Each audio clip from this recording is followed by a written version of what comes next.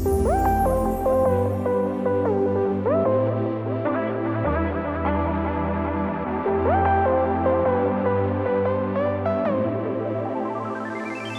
Khan from the AKG Group in Ray White up in Queensland. Welcome, my friend. Thanks, Tim. Thanks for having me. So, mate, we're going to get straight into it. And what I'd love to unpack is a few things today. First and foremost, the ecosystem that is your business. It's so much more than just a real estate business, but more importantly, how you support, develop, and grow agents within your team, and of course encourage these guys to build teams of their own. So just for the viewers watching, why don't you unpack, well, what is the AKG Group?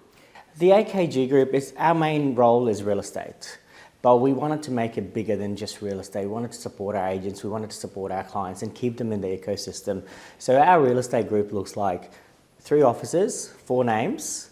We've got a loan market piece to help our clients with their financing. We've got a VA company in the Philippines to help our agents market their properties and to help them with their databasing and everything like that.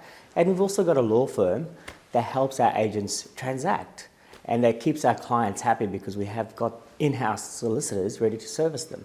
Now, I would be really interested about the genesis of all this, how this all came about. You know, talk about, I suppose, you know, your journey into real estate. You were a selling person first. Yes. So I was selling for essentially 3 years. My journey was, as I was selling, I figured that, you know, the agents were coming to me for advice all the time. And it's sort of like the leadership piece I sort of fell into, and I started to really enjoy it. Sometimes I got more satisfaction, even when I was an agent, to see someone I was helping doing well, rather than my soul sign coming up. So it was just a natural progression for me, saying, hey, look, I love this. This is something I want to do. And that's a great kind of question around this idea is leadership born or raised, or is it something that comes naturally to people? Well, what's your take on this idea of natural leaders? Do you think it's such a thing? Look, yes and no. I think there are, in our network, there's a lot of natural leaders around, but I think it sort of develops as you go. People become leaders for different reasons. Some just like the concept of owning a business. Some like the concept of not selling. So everyone has this different journey into leadership, and it's a complex one at most of the times. And sometimes when you get into leadership, you're like, it's not for me, right? Yeah.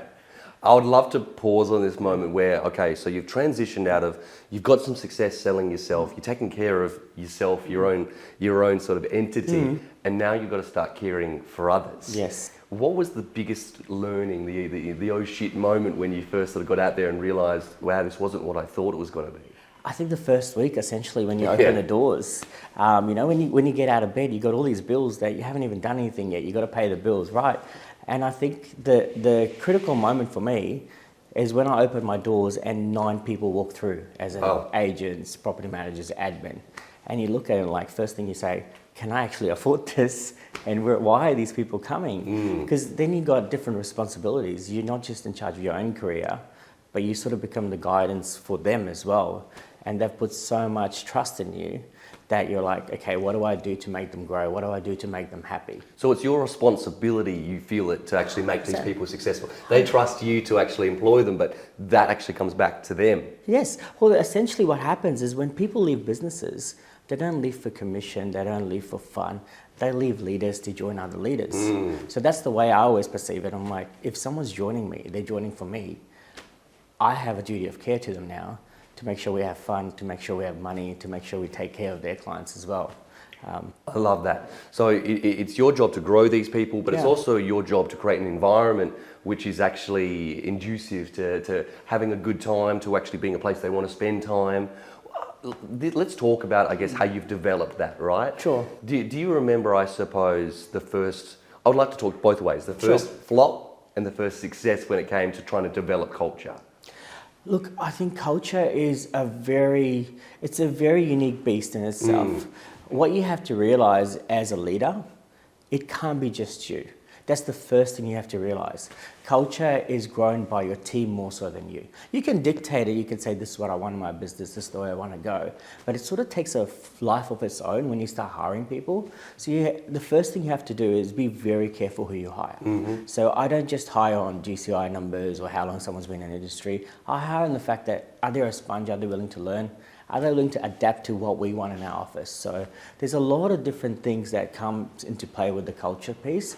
And I feel like, like I was chatting to you the other day about this, is that when we fire someone in our team, and we don't normally fire people that often, the staff have actually fired them before I even get there. Unpack that. I love what you mean by that. Unpack that story. So essentially what I'm trying to say is that the staff realise it's not just on performance. Is this person a good fit for the office? Do they have the right values, ethics, morals? Do they have the right profile in the area that has the things that we're looking to do, which is take care of our clients along the way? So the staff actually realise that before sometimes I do. And that's the amazing beauty of the culture that we have, is that they're so protective of what we built. They don't want someone coming in and ruining it. See, one of the things that I found so intriguing about getting to know your team is they do hold a real pride in being part of the group, being something bigger than themselves. It's not about you, the leader, it's about the collective of what that represents. And also the ownership that everyone takes in having to hold that banner up. Can you talk about, I suppose, the leaders inside of your business, outside of you, how you created those roles, how you empowered them, and I suppose, what roles they play inside of your business? Sure. I think it's important to realise that when people join our business, we've all been through good leaders and bad leaders. So the thing that surprises me sometimes, we just try to mimic the good leaders that we've had in our careers, but we don't look at the bad leaders we had and said, where can we learn and what experiences that we have. My leadership team, so I've got someone who runs my property management team, Rachel, who started a reception 3.5 years ago. Now she's a shareholder in our business. We've got. So hold on, a receptionist is now a shareholder. Yes, she is. Amazing. Continue unpacking that. She leads our property management team. We're up to about 890 managements at the moment. So every day I spend less and less time in my property management business, because every day she's growing so much that I don't need to be there. Can I actually pause on this? Because I think this is such an important piece, because when people think about bringing directors into the business, leaders, and allowing people to buy in, most businesses would think, well, you need to generate income to become a leader. And it's ironic because we put salespeople that know very little about property management into ownership over a department they don't understand. Sure. Isn't that interesting that I guess you've obviously identified that differently? Was that difficult? Was that something that was a mentor perhaps presented to you? How did that come about? I think you have to reward your staff, but you have to look at what are you rewarding. You have to not just reward performance. You have to reward loyalty. You have to reward culture. You have to reward someone who's got the same growth mindset as you. That's the kind of thing that I look for. Do they want to be in the same journey that we are? We could be in different boats, but we want to get to the same destination. I love this idea of this growth mindset, the journey, because there's a lot of good leaders inside the network, and it's funny because I think the people that can grow the biggest teams have the clearest clarity of vision in terms of what it is we're trying to achieve. Sure. Can you explain, is this something that you have a conversation often? Is this something that you unpack, or is it just a journey that it continues to develop every day? I think my growth mindset has actually come from the leaders that I've been speaking to inside the network and outside. So I've gone on a whole journey of looking at the most successful leaders and saying, hey, can I have a chat with you? What are you doing? Can I come and talk to you? So the first thing that sort of comes to mind is my first training session as a principal. Brian White got up and he said, there's two things you need. One, you need to know what you want. Two, your team needs to know what you want. And I sort of looked at him like, shit, I'm in trouble here. Because I know what I want. I was very crystal clear where I wanted to go, but then I said, I don't think my team know that. Yes. He said to me, if I come to your office and I say, go play a round of golf, and I'll talk to your team, what are they actually going to say? So after that session, I went back and I took my leaders aside and said, hey, this is where we're going. I know I've said this before, but maybe I haven't articulated it well. This is the journey we're going on. And you know what, I find this is such an important role of actually building a business out from being, say, a small entity to a medium entity to what you're developing, which is slowly but surely a large entity, is your ability to get the vision which is up here right down to, everyone from your leadership to your middle management all the way to the grassroots or receptionist. And when you've got clarity of who you are and what you represent, like you mentioned earlier, it becomes very clear when someone's not on the same page. That's exactly right, and that's why the staff reject those people that are not on the same page. They might be a good performer, But if they don't want to go where we want to go, then they're not going to work out in our team.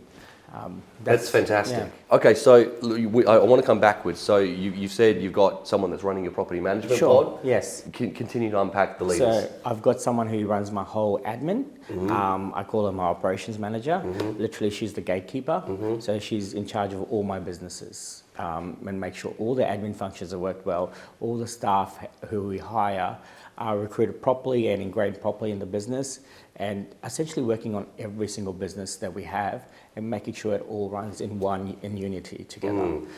She started as we call them a BSO in our day, right? Just processing contracts. Got it. Now she's in charge of everything. I find that so unbelievable. So that's now two stories. We've now got a receptionist, we've now got someone that's effectively a junior sales administrator, and now these are the critical pieces of your business. Yeah, well, I think when we look at it, we always have this saying that the growth of the network, whichever network you're in, the growth of your business comes from outside the business. Now, I truly believe that. But if you don't have growth inside your own business, all that stuff just falls to the wayside. So first and foremost, you need productivity growth in your business, and you need your people in your business to grow as well.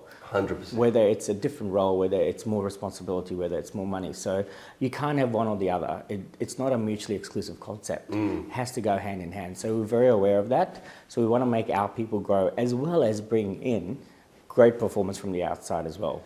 And you know, the reason I find this particular part so exciting is I remember meeting them for the first time, and it had nothing to do with you. They came up to me and we were talking, and then all of a sudden, that the pride that they had in being part of this network, this journey, the fact that they wanted everyone to know about what we had going on was just incredible.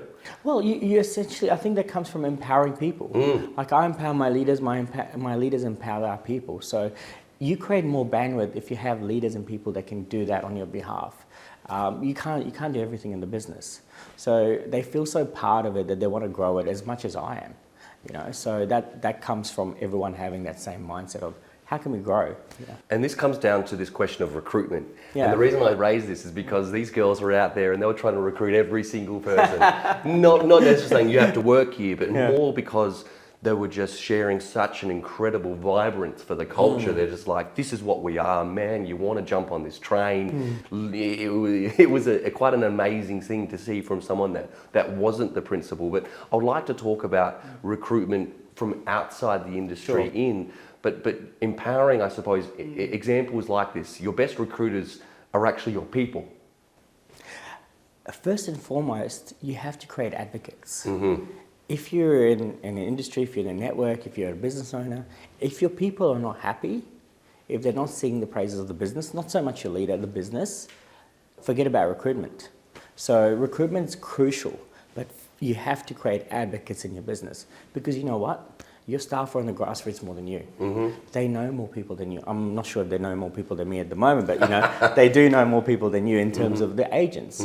So you have to create those people that are your advocates. So you have to treat your people well. I always see this thing of, you know, people starting to recruit doing this, but then the people in their business are not happy. So recruitment's crucial. But you have to get the advocates piece right in your business first and foremost. See, the power of an advocate, but equally the value negatively of a detractor. It just can't be undervalued or underweighed. No, if you look at it, it's just like selling houses, right? If you've sold someone's house and they've given you 1 out of 10 or a negative review, what's the chances of you picking the house next door? Next to nothing. So you have to make sure that there's no detractors and there's more advocates in your business than not. Now, this is something that I think a lot of people can learn from you, and something we talk about a lot, which is, you know, we're a completely open book when it comes to, it doesn't matter if we're talking to our team, other people in the Ray White network, or the industry at large. Our ability to learn, connect, and actually discuss what's going on from a far wider net. It's not necessarily about recruitment, it's just about connected growth and trying to connect all the best dots from everywhere and we all win together. I would love you to unpack, I guess, the development of that abundance mentality and I guess the role that's played in your development as a person. I think first and foremost, coming into real estate probably about 7 years ago now, I was shocked at how combative it was between agencies, between networks, between industry rivals, whatever it was. I looked at them like, why are we just out there trying to kill ourselves? And that's why our industry has such a bad rep out there with clients, because we're also fighting so hard. And I was kind of sick of it. I'm like, look, can we build a bigger tent? Mm-hmm. Can we speak? It doesn't matter what color you have, what badge you have, what name you have, what network you're in. We're all in the same industry. Mm-hmm. So I was a big believer in just speaking to people like normal. If somebody called me saying, hey, Avi, I'm just appraising something 2 doors away, what'd you sell it for? I'll probably tell them. Because and I love this when it comes to, you're not afraid to get your team to talk to people in other networks or independents and vice versa. You'll bring high performers from other networks into your network. Very interesting, because it's a lot of us might think we're protective of our IP, protective of what we're doing, whilst what you're constantly looking to do is everyone's doing something right.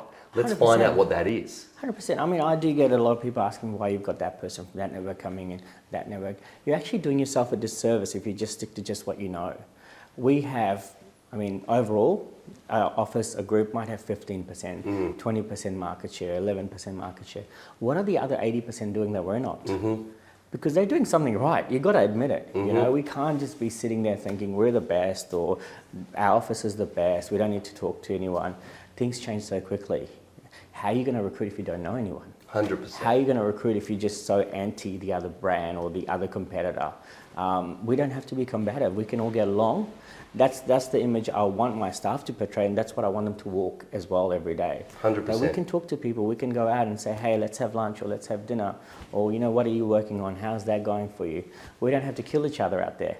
We can still be friends. And that creates a lot of other opportunities, no doubt, in living rooms when obviously you're still dealing with competition, but rather than going in there and trying to win the business based on hitting each other, it's more about, hey, this is how we actually work together as an industry, as a network. 100%. And that could only increase the value of all of our services. The sellers are always in a positive lane. Yes. They're out there just for their dream price. That's all they want to do. You go in there slamming the other agent, that's a negative space they don't want to be in. You need to talk about what you can do rather than what the other guy doesn't do or what he's doing wrong out there. Just focus on yourself. Do you find that this must have, because regardless of, I guess, a lot of other people that might have a fear of this kind of mindset, maybe it shows weakness, maybe it creates an opportunity for my competitor to come into the living room and try and sort of wind in behind me. Do you find that the feedback from the communities and the vendors and clients, they represent and acknowledge the authenticity behind this genuine connected network? I think so, and I think the results hopefully show that as well. It's hard to sort of gauge that. Yeah. But I think the genuine positive feeling that we get from people is that, you guys stay in the positive lane, you get the job done for us, that's what we want. No one wants mudslinging. Yeah. If everyone's throwing mud, you're going to lose ground, right? Yeah. That's how the saying goes. That's a great line. So let's just stay positive and do our jobs and enjoy what we do. Our ethos is simple. We want to make money, have fun, and we want to look after our clients, not in that order. But we realise that we're a part of someone else's journey. We just have a small part to play in that. I think often agents sort of think that we're astronauts taking people to the moon. It's just a simple job that we do. Why do we have to always portray ourselves as, creating more land and moon or something like that? Yes. So that's what we're trying to build, is that simplistic ethos of let's have fun, let's look after our clients, and importantly, we want to make money. You have to acknowledge that, but it's all about their journey. So let's talk about your role as a leader now. Obviously, the bigger the business gets, very easy for the leader to get further removed from the transaction. Of course. Just now we're talking about the fact that you feel it's vitally important that you actually remain somewhat connected to the job that we do. Can you unpack the role that you play inside the day-to-day operations? Sure. I think I'll go back to my first year to explain my role now. I had a lot of growth in my first year, and I called it growth by chaos. Everyone's coming in, there's listings flying everywhere, sales flying everywhere, property management. So I went to see Megan in Remuera. I think her business is the most systemized, process-driven business I've ever seen. So I needed to put in processes, structures, and systems in my business to cope with that. And the question was, where do I fit into that? I wanted to build something that I wasn't out there selling every day. I call myself a listing principal. I list, but I don't sell. The reason I do that is it gives me more time to mentor, to train, to monitor, to help, to recruit, to retain. and to be in the growth function of the business rather than the firefighting every day and the out there talking to clients every day. So I wanted to develop my role into that. Yeah. Luckily enough, we grew so much in our sales department in terms of bringing people on, it enabled me to get out of selling quicker than what I anticipated. Now, this is an interesting thing. You mentioned Remuera, which, for anyone that doesn't know, has historically been Ray White's #1 business over in Auckland. And it's a very interesting culture shift from New Zealand to Australia, where New Zealand businesses seem to see success in the leader as actually someone that's a non-selling principal, whilst culturally a lot of our top businesses inside Ray White and externally in Australia see that the job of the leader is to be the best selling principal. And it's an interesting dynamic shift because the businesses that want to grow to be the biggest, interestingly, the businesses in New Zealand generally achieve that because of this ability to remove themselves from the equation and actually grow the people underneath them. Yeah. Is it fair to say that's the kind of model you're trying to bring here? Yeah, look, I look at the models of Ray White New Farm, Tesla Group. These guys I can't do what they do. Like, if you look at what Josh does, if you look at what Matt does, he's a 1 in a million individuals. Yeah. I cannot sell like they do and lead a team. So I had to like sort of make a choice as to which path I'm going to go down. Yeah. After a while, you just don't enjoy the soul sign with your photo on it after a while. You enjoy it more with someone else's. Yeah. I thought by getting out of doing the everyday sales, I can actually do more for the team. So that's the model I went down. And yes, I looked at a lot of different models. It's like, how do you become that? Like, some people has been a 10-year journey, some are 15-year journeys. Some are done from day zero. So it was just a quest of getting there sooner rather than later. But all the models work. It just depends on who the leader is, who the individual is. Love that. You know? And can you talk about that transition from being, because effectively when you're selling, you're in control of the revenue. Yeah. You step away and you rely on your team to bring in the revenue. Yeah, look. What was the hardest part of that transition? Having less money. No, it's frightening because your bottom line goes down, obviously. And then you have to rely on your team. You have to back your team. So you come to a conclusion that, look, I want to do this. It's either back them or nothing. So that was my decision, that I'm just going to build my team rather than sell myself. I knew the income would go down, but I was listing enough to help the team list as well. So almost every business that's gone down this path, it's inevitable that year one, the revenue goes down. But inevitably, whether it be 1 year or 2 years post, the bar gets a lot higher because, like you said, you've built a bigger tent. 100%. So the overriding emphasis is, if you want to do that, you have to recruit. Yes. There's no two ways about it. If you can't recruit, don't stop selling. Love that. Or learn how to recruit. And do you find that the interesting thing, just to piece a couple of comments together, is that if your mentality towards your competitors is that they are competitors versus these guys are my future employees, the whole dynamic changes. Would you buy them a beer at the end of the week? Would you congratulate them on a listing they won over you? This kind of shift, right? 100%. So I go into a lot of businesses. I talk to a lot of newer principals who reach out to me. Some of the things that I hear is like, you know how agents say it doesn't work in my market. That's my pet peeve, right? Now, principals have something similar. When they try to recruit, they always tell me that I don't like agent X, I don't like agent Y, agent Z does this, you know. You have to let all those things go. The reason you need to let it go is because you need to back yourself as a principal, as a leader, and you have to back your culture. If you don't like something, you can always change it. Now, I like this point here, right? So, because a lot of guys and girls, they're I don't want to use the word afraid, but they're attested to the idea of, if I bring someone from outside in, I also bring in their bad habits. Sure. And I guess what you're suggesting is, if someone's going to come into our culture, we can't be afraid to try and challenge their habits. 100%. And you know what? They'll challenge some of the bad habits you have in your business. So it works both ways. So don't be afraid of that thing. You know, if you're going to hire a really top performing agent, sure, there's some issues there. Every top performing agent is a little bit weird, a little bit eccentric. This is what you got to expect in the industry. You can't just stop progress in the search of perfection, because it doesn't exist.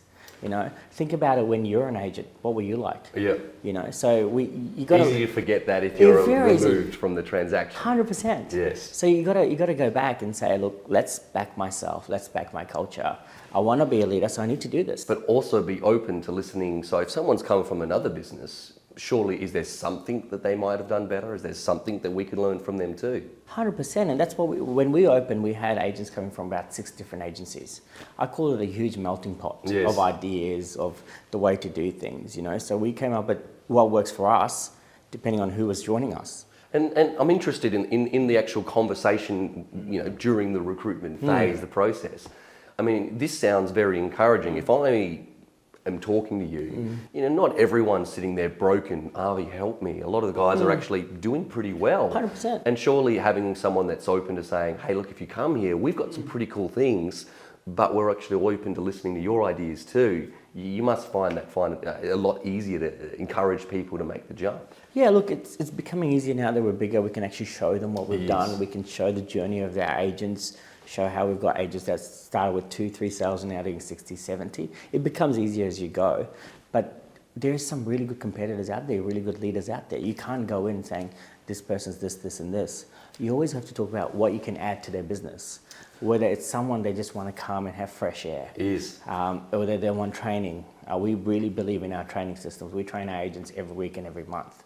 So we pride ourselves on being a training hub in Brisbane. So if you want to get trained, if you want to get better, come to us and we'll do that. We'll help you out. So there's different things they can use to try to say, hey, this is the place you need to be. And so this is a really important point, which is when you're actually pitching to someone to potentially come and work with you, it's got a lot less to do with, hey, we can just simply offer you more money. I mean, that's what a lot of people think recruitment is. Well, if you're successful, the only thing I could possibly offer you is money. But of course, the reason people join you is the same reason people will leave you, right? 100%. Money is a very, it's probably like the 5th or 6th thing they talk about. Yeah. Most of the times when I'm recruiting, I already have a relationship with that person. We've been speaking on Instagram or text, or I've given them a call. So they already know me kind of in a way, and I kind of already know them. So we don't do any cold recruitment. We always kind of know who we're speaking to. So you've naturally just opened the door to this next conversation, which is, you know, what actually is recruitment? Ironically, I remember when I started recruiting, it was the second I stopped trying to recruit the person that it actually became easier for them to join, because it wasn't a pitch the whole time. Yeah. So what you're saying is, step one to recruitment is relationship first. It's all about the relationship. It's all about getting to know each other. You just can't, it's just like selling a house. You just can't go in and pitch straight away. You have to walk around the house first. You have to know what the sales are in the area. So recruitment is just like a selling pipeline, really. You have to show them value. So one of the things I do, I always tell agents how well they're doing, or if they're doing something well, I'll be the first to reach out. Agents always tell me in my area that I hear more from you than I hear from my principal sometimes. And that's a badge of honor sometimes for us, is because we know what's going on with their lives, with their sales, more than their principal sometimes. So the relationship is so crucial in recruitment. I know people talk about it, but it's really underrated because they don't practice it. 100%. And did you make a couple of mistakes, or when you first started recruiting, what was the first kind of lessons that you learned? I think the biggest mistake I make, and I see a lot of principals making the same mistake, everyone sort of goes to the big fish. Yeah. I think that's what, you know, everyone wants. Oh, I want the 600K rider, the 1 million rider. You can't have them until you show them that you can take a 150K rider, 200K rider and turn them into something. So it's about showing the journey. 100%. Yeah. You have to show yourself that you've actually done something for these guys before other people will come. Don't just go and call the big riders, because they'll be like, who are you? Like, because that's what we used to get. Like, what do you want from me? You know, you have to go to the riders that you can say that I'm going to take agent X and make them big. I'm going to take agent Y and make them big. So that's the biggest mistake I made, is thinking that we could speak to these people that. Before you'd earned the right to, almost. 100%. That's the best way to put it. Right. So, okay. I want to talk about, you know, we've just spent a lot of time talking about recruitment of existing agents. And for those that might not know, one of the best things about your business is not the length of the tail, but the size of the body. You know, you have got a large proportion of high performers, middle performers, and up and comers, and not being afraid of, you know, you see a lot of guys like, I don't want to train new people. I only want top performing people. And exactly to that end, as a result, they end up not seeing that their actual job is to develop people, and by supporting the teams of our bigger teams, it's because they need to grow people. Can you talk about bringing people in from the beginning and how you help them be successful? So you're not trying to build a gorilla, you're trying to build an army. You gotta be conscious of that. You gotta build amazing agents across the spectrum. So for us is that we have a very different philosophy in our agents, how we work things. So we want an agent per area. So the agents know that when you come in to my business, and I know everyone works differently, so I respect every model, but we know that we can share ideas, share marketing, share the training, because Agent X is not going to go knock Agent Y's area. So it's collaboration that takes us to where we are. And sometimes I'm not in the office and they're training each other. And that's amazing. They'll be like, I'll miss a call and I'll call them and say, hey, I've already spoken to Agent Y. She's helped me through with this. So developing people is so crucial, but you've got to understand they develop each other at the same time. You can't be everything in the business. Sometimes what you say, they won't understand, but someone else will say it. You know how it is with training. They'll pick it up straight away. So development is so crucial. We train associates as well as the agents. It's so crucial that, I have two things I say to agents when I recruit, and either you come to me and build a team, because I'm not going to let you just, wander around for 200, 300 kGCI and be happy, or you have aspirations to own your own business. We've got 4 people from my business who've gone on to open their own. Wow, so you actually, that's what you say. If you're going to come and join us, you've got to have a bigger future, or you've got to have a vision of a bigger future than you currently do for yourself. And it goes to our growth mindset that we have. Wow. Is that where you're going and can we help you along the way? If you don't want the help, this is not the business for you. I love that because I think a lot of people, when they leave or join a business, it's either because they can't see a future or they can and they don't like it. And so what you're actually searching for is, don't come here and do what you're currently doing here. If you want to do what you're currently doing, stay where you are. If you want to come and build a bigger future, this is the vehicle. This is the vehicle. And if you choose to leave us, you're not going to leave with a lawsuit, you're going to leave with a bouquet of flowers. Wow. This is what we say. You're taking your database with you, you're taking your listings with you. If you're going to open your own, we'll help you on the way. Because I've been in their shoes. I wanted to open my business, it wasn't the best journey, and I don't want the same thing for my people. I want people to go there and say, look, Avi helped me when I wanted to move on. If you have that mindset, people will come to you. People want to be involved in your journey. People want to be growing with you together. So that's very crucial for us, that we help people in their journey. It's not just for me, it's them as well. I really hope people stick around this long in the interview to hear this part, because that was the best part. But in sincerity, we should put that in the front. Yeah, we can move this to the front. So let's finish off with this one last note. Yeah. We were talking just a moment before, and ironically, the further along you get, the further away you realise you are. You talk to these well-established big machines, these businesses that you're wanting to become and model yourself on. What are you working on personally? What are you working on as a business? What's the next step to getting you from where you are to where you want to go? Look, I have this saying that I got off Mr. Brian White. I think he said it 4 years ago when I opened up. He said, there's no finish line.